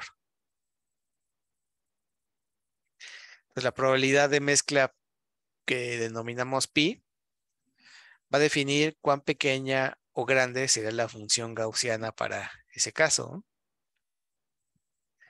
Algo como esto. Miren, aquí tengo 3 gaussianas, 3 tipos de datos diferentes, 3 clases, vaya. Y pues cada gaussiana corresponde a cada clase. Hay 3 medias y 3 varianzas. Bien. Entonces será una mezcla gaussiana, ¿no? Y aquí ya tengo las 3, ¿no?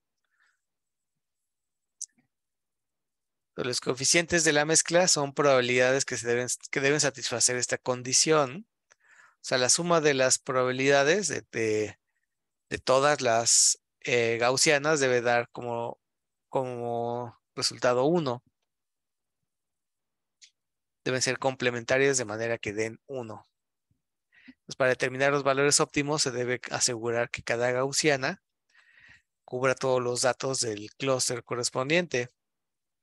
Esto pues maximizaría la probabilidad. Eso es lo que ocasionaría, ¿no?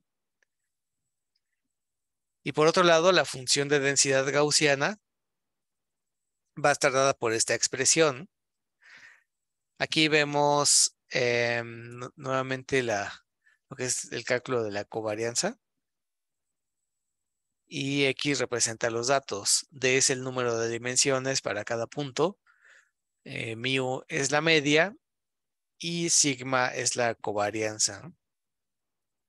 Aquí esto es una diferencia matricial y esta es la transpuesta.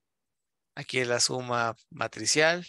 Se va a hacer aquí una transpuesta que va a dar como equivalente lo que corresponde al cuadrado, ¿no? Al cuadrado convencional, ¿no? Nada más que les digo que matricialmente no se puede hacer elevar al cuadrado una matriz, ¿no? Lo equivalente en álgebra lineal elevar al cuadrado una matriz es multiplicarla por su transpuesta. Ok. Entonces, si tenemos un conjunto de datos compuesto de 1000 puntos en 3 dimensiones, X daría una matriz 1000 por 3. ¿Ok? 1000 datos y 3 dimensiones. Mu sería un vector de 1 por 3. Y sigma sería una matriz 3 por 3. Entonces, si aplicamos la función logaritmo de la ecuación anterior a esta, nos daría como resultado esto. Bueno, luego de simplificarlo un poquito, tendríamos esta expresión.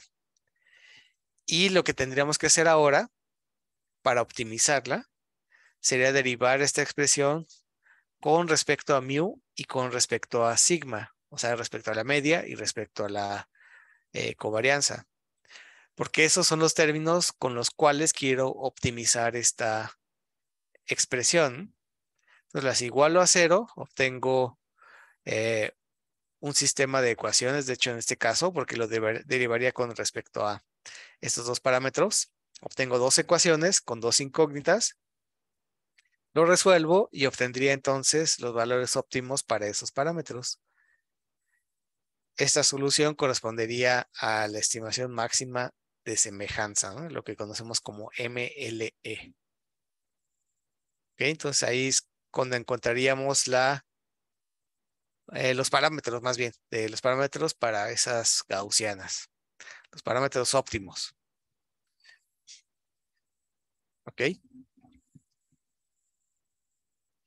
Pues a ver, espero no haberlos mareado demasiado. Vamos ahora al código. Esta es la parte más sencilla, ¿eh? Bueno, no sé si hay alguna duda hasta aquí antes de entrar al código. Sí, pero una pregunta. Sí.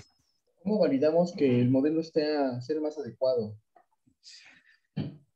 ¿Cómo lo validas? Híjole, pues ahí tendrías que comparar los resultados que da el modelo, ¿no? ¿Te acuerdas que puedes usar la matriz de confusión y el Ok. score? Eso te puede dar una idea de cómo está clasificando el modelo, ¿no? Porque finalmente tenemos muchos modelos que se acoplan a diferentes tipos de datos. Entonces ahí va a ser pues un rol del científico de datos identificar cuál es el modelo apropiado, ¿no? Ok. De acuerdo. Que es un arte eso, Hugo. No es Sí, sencillo. Sí. Esta experiencia e intuición, ¿no? Para hacer eso. bueno, le comparto, estoy tomando la materia de redes neuronales Ajá. y bueno, estoy compartiendo tiempo con compañeros que se dedican a esto. O sea, yo soy un vil desarrollador común y corriente. Ok. Eh, pero están más enfocados en la parte de actuaría.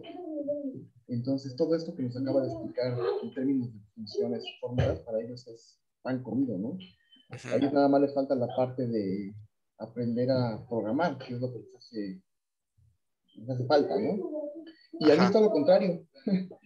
Ok. Es al revés, ¿no? Entender, por ejemplo, qué modelo es el mejor. Es ahí donde vino, dijo usted, la parte, la magia, ¿no? Lo artesanal. Porque no basta con que ejecute solamente un modelo, ¿no? Podría darle un porcentaje muy bueno, pero si ocupa otro, le puede dar un porcentaje mucho mejor. Entonces es ahí donde de repente me genera un poco de frustración. Por eso era la pregunta. Ok. Pues sí, en mi experiencia así es como yo lo haría, ¿no? Tal vez hay alguna mejor forma, pero en mi experiencia así es.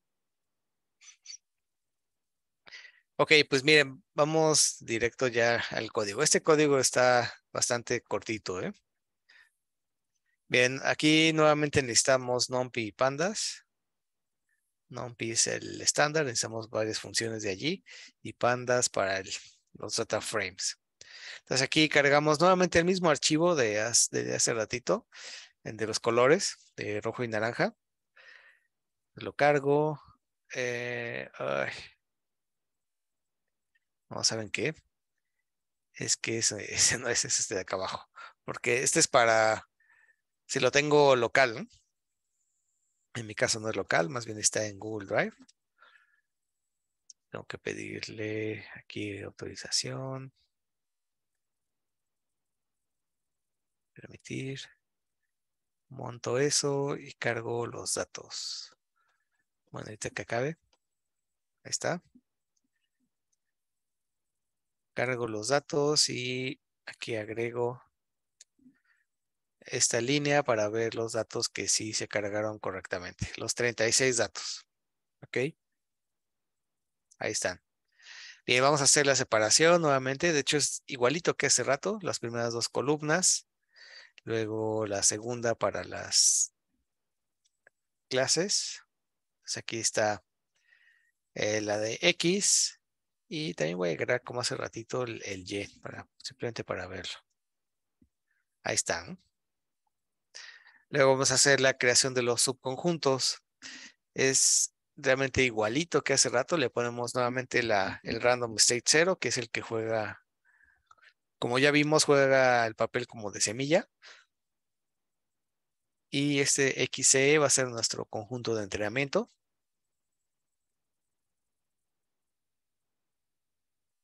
Y aquí venimos ya con la creación del clasificador, ¿no?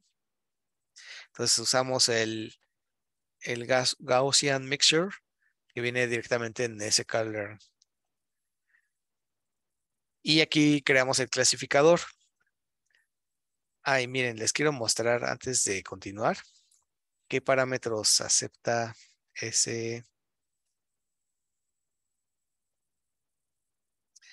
función. Bien, primero es el número de componentes.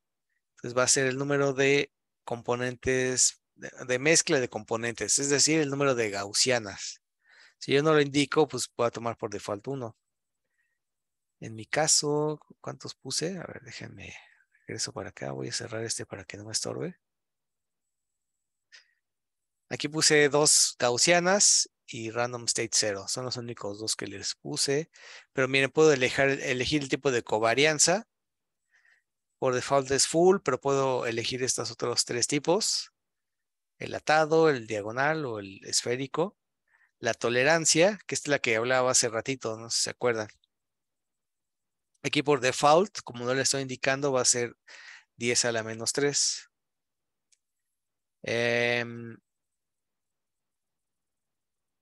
Este reg covar permite asegurar que todas las matrices de covarianza sean positivas, ¿no? En este caso me voy a ir por el default. El máximo número de iteraciones también está en 100 en default.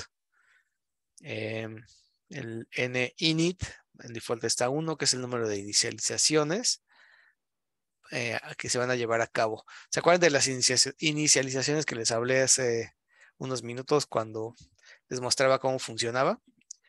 Por defectos lo hace una sola vez. Esto se podría repetir tantas veces para ver si es necesario hacer intercambios antes de comenzar. Y pues aquí también va a ser algo que podemos, un parámetro con el que podemos jugar, ¿no? Al momento de hacer la clasificación. Tal vez aquí pidiéndole que haga más intercambios de un mejor resultado. Esto va a depender de los datos, claramente. Y pues hay algunos otros parámetros que tienen que tomar aquí, ¿no? Sería cuestión de que ya ustedes le echen un ojo a cada uno de ellos y en lo que hacen, ¿no? Ahorita nada más estoy definiendo, les digo, estos dos. Creo mi clasificador. Vamos a hacer el ajuste con el conjunto de entrenamiento. Y ven, aquí voy a mostrar la matriz de promedios. En este caso me dio 4. De hecho, son 4 valores porque son 2 vectores lo que me está dando. O sea, un vector corresponde a una de 2 elementos, corresponde a una gaussiana, porque son los valores A y B, y este a la segunda gaussiana, A y B. Luego la covarianza, ¿se acuerdan? Me iba a dar doble, doble que los promedios, y aquí están. Esta corresponde a la primera gaussiana y esta corresponde a la segunda gaussiana. Aquí está mi conjunto de pruebas. Y voy a hacer las predicciones utilizando este conjunto de pruebas. Entonces aquí, tal como lo puse aquí, si es un 0 corresponde a rojo y si es un 1 corresponde a negro, a naranja, perdón. Entonces aquí es la predicción que hizo.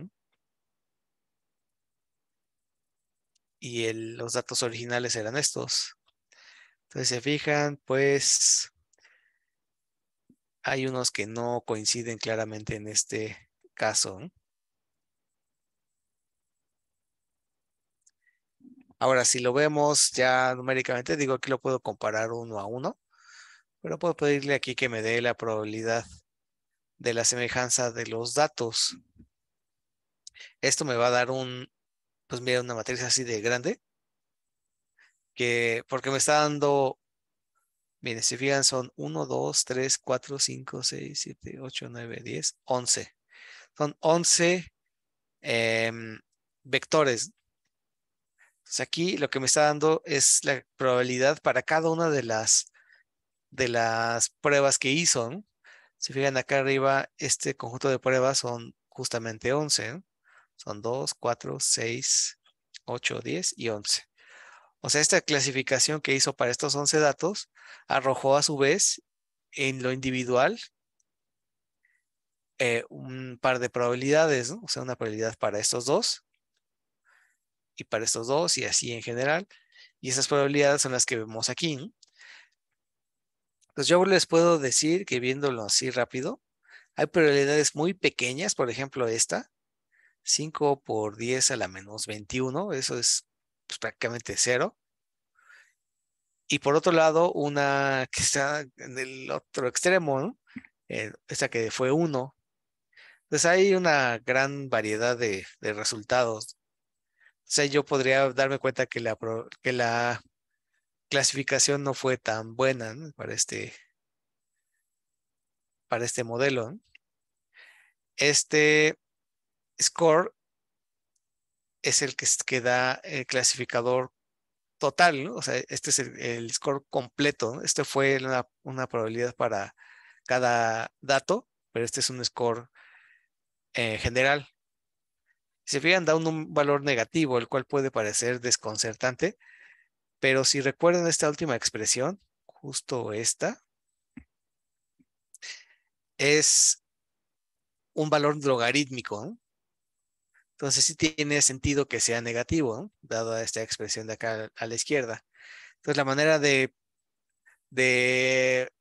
quitarle esa escala logarítmica pues, es aplicándole una exponencial, ¿no? Aquí utilizamos la función matemática exponencial y miren, me da este score que ahora sí vemos que está bastante chiquito, ¿no? Entonces ese score sí es consistente con las probabilidades muy pequeñas que obtuve acá, ¿no? Entonces, en conclusión, yo aquí podría ver que la clasificación no fue muy buena con este modelo, ¿no? Para estos datos. Fue bastante mejor el análisis lineal discriminante, ¿no? Otra vez, para estos datos, ¿no? Todo lo determina finalmente los datos. Ok, y aquí, miren, voy a hacer de nueva cuenta la clasificación para todos los datos y voy a imprimir, se fijan ahora, el score individual para todas las muestras, ¿no? O sea, porque este fue un score general, pero aquí puedo hacer un score individual. Entonces, para los 11 datos se obtuvo un score como esto. Pero nuevamente está en una escala logarítmica. Entonces, si lo quiero llevar a una escala normal, le aplico la exponencial a cada uno de ellos. Aquí lo hago a través de este for. Y pues se fijan, el score está bastante chiquito, ¿no? En todos. Había por allí uno donde daba una probabilidad 1. ¿Cuál era? Era esta, que es el 1, 2, 3, el quinto. Miren, da probabilidad 1 para este, pero para este otro da, híjole, una bien pequeña. Entonces, ese score yo esperaría que fuera el más grande, a ver si es cierto. 1, 2, 3, 4, 5. Pues no es cierto, ¿eh? Miren, a pesar de que da 1 para uno de los componentes, el score en ese par estuvo bastante malito, ¿eh? Eso fue curioso. Quizás aquí el mejor score fue para este dato. No es cierto. Este de acá abajo. Es el mejorcito y la verdad es que no está así tan bueno que digamos. De hecho, ese dato correspondería a... Es el penúltimo, ¿verdad? Ajá, correspondería a este. Y sí, al menos ese sí lo clasificó como naranja. Sí coincidió.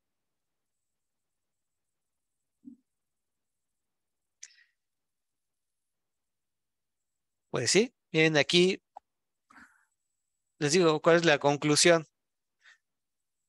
Que debido a la propia naturaleza de los datos, que ya vimos su gráfica hace ratito, pues una gaussiana, que ahí la veríamos como una elipse, no se acomoda pues de la mejor forma posible, ¿no?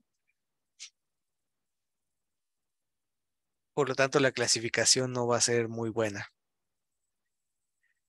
Ok, y para la creación de un gráfico, pues miren, aquí les pongo un ejemplo de cómo hacer un gráfico.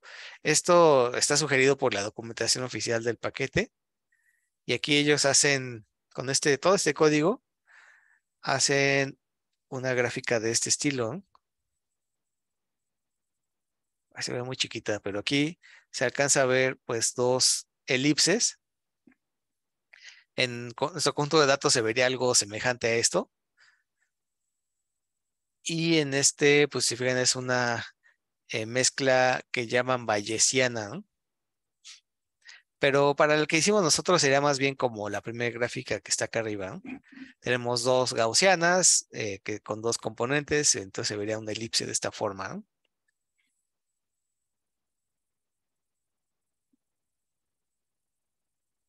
Y pues, ya, este es el modelo de mezclas gaussianas. Si se fijan, la verdad es que está bastante bonito, pero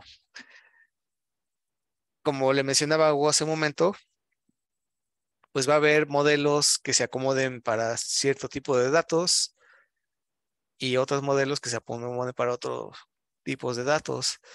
Para estos datos vimos que el análisis lineal discriminante hizo un mejor trabajo que las mezclas gaussianas. De hecho, creo que lo hizo mejor todavía que el KNN, ¿eh? Para estos datos en particular, ¿no? Creo que entre los tres que hicimos, entre KNN, LDA y mezclas gaussianas, para ese mismo conjunto de datos, me parece que el que hizo mejor trabajo fue LDA.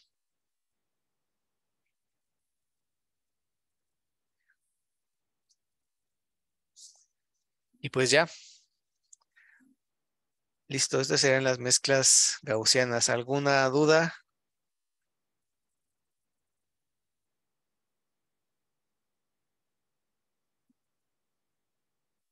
No va un otro.